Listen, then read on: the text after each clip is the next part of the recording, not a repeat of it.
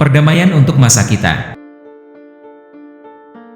Berikut adalah pidato Neville Chamberlain, Perdana Menteri Inggris Raya, setelah kembali dari pembicaraan resmi dengan Adolf Hitler tentang rencana Jerman untuk menguasai wilayah Sudetenland di Cekoslovakia pada bulan September 1938. Chamberlain percaya kesepakatannya dengan Hitler. Itu berarti bahwa perang dengan Jerman dapat dihindari.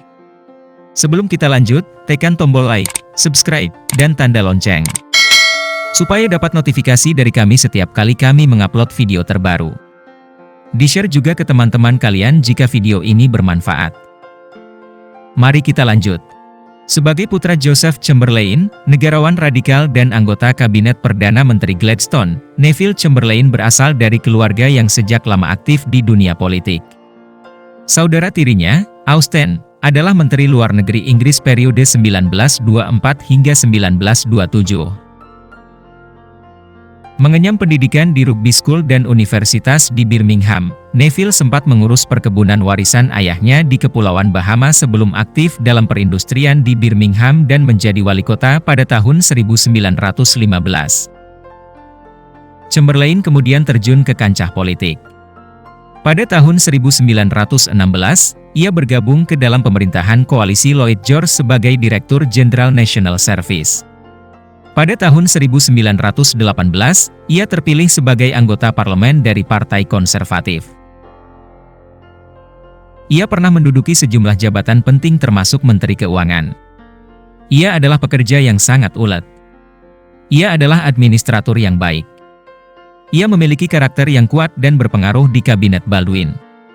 Pada tahun 1937, ia menggantikan Baldwin sebagai Perdana Menteri. Sebagian orang mengatakan bahwa ia menjadi Perdana Menteri karena pengaruh dan latar belakang politik keluarganya. Ia dianggap kurang memiliki pengetahuan dan pengalaman untuk kebijakan luar negeri yang dibutuhkan di Eropa. Pada tahun 1938, dalam upaya menjauhkan Italia yang fasis dari pengaruh Jerman, Chamberlain mengakui kedaulatan Italia di Ethiopia. Ia juga mencegah Inggris terlibat dalam Perang Saudara di Spanyol selama tahun 1936 hingga 1939. Chamberlain juga banyak dikecam atas keterlibatannya dalam Perjanjian Munich tahun 1938 yang justru memberi Hitler apa yang ia inginkan dan membiarkan Cekoslovakia tanpa pertahanan. Chamberlain dikenang karena kebijakan damainya terhadap pemimpin Jerman Adolf Hitler. Kebijakan damai dianut sebagian karena keinginan yang besar dari Inggris dan Prancis untuk menghindari kerugian separah Perang Dunia Pertama. Chamberlain merasa bahwa masalah Eropa merupakan hasil dari ketentuan-ketentuan yang terlalu keras yang dijatuhkan atas Jerman dalam Fakta Versailles pada akhir Perang Dunia Pertama. Ia berpendapat bahwa keluhan Hitler tentang Fakta Versailles beralasan, dan bahwa Sudetenland adalah wilayah Jerman. Setelah konferensi Munich, Chamberlain mulai meragukan pendapatnya semula dan secara pribadi ia mulai menganggap Hitler setengah gila. 11 bulan setelah konferensi Munich, Jerman menduduki Polandia. Inggris dan Prancis menyatakan perang terhadap Jerman, dan Perang Dunia Kedua pun pecah. Ketika Hitler menginvasi Praha pada tahun 1938, Chamberlain meninggalkan kebijakan damai, dan bersama Prancis memberikan jaminan bahwa Inggris akan memberikan bantuan persenjataan kepada Polandia jika Hitler menyerang negara tersebut. Pada bulan April 1939, peraturan wajib militer diberlakukan untuk pertama kalinya dalam sejarah Inggris. Pada bulan September 1939, Chamberlain memimpin Inggris terjun ke dalam kancah Perang Dunia Kedua. Setelah gagalnya ekspedisi militer untuk mengamankan Norwegia dari Jerman pada tahun 1940, Chamberlain kehilangan dukungan dari banyak politisi konservatif di parlemen.